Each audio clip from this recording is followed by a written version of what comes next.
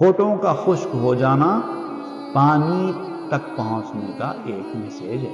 اگر آپ کسی سے کہہ رہے ہیں کہ میرے ہونٹ منہ خشک ہو رہے ہیں، مجھے پیاس لگ رہی ہے، تو اس کا مطلب یہی ہوتا ہے کہ میں پانی پینا چاہتا ہوں۔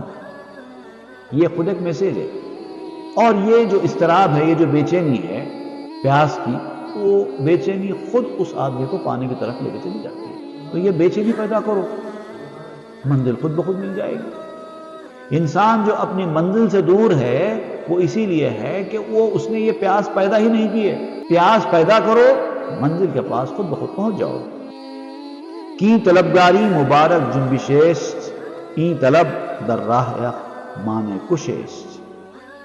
یہ طلب کا پیدا ہونا اپنے اندر، یہ خود ایک بابرکت چیز ہوتی ہے۔ اگر آپ کے اندر طلب پیدا ہو رہی ہے، ایسی باتیں سننے کا اشتیاق پیدا ہو رہا ہے، جستجو پیدا ہو رہی ہے، تو یہ خود بابرکت چیز ہے۔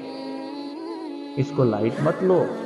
اور جب طلب پیدا ہو جاتی ہے حق کے راستے میں، تو ایک وقت کے بعد آہستہ آہستہ آہستہ آہستہ جتنی خراب چیزیں ہوتی ہیں زندگی میں، سب آہستہ آہستہ ختم ہونا شروع ہو جاتی ہیں۔ پہلے طلب کا پیدا ہونا ضروری ہے۔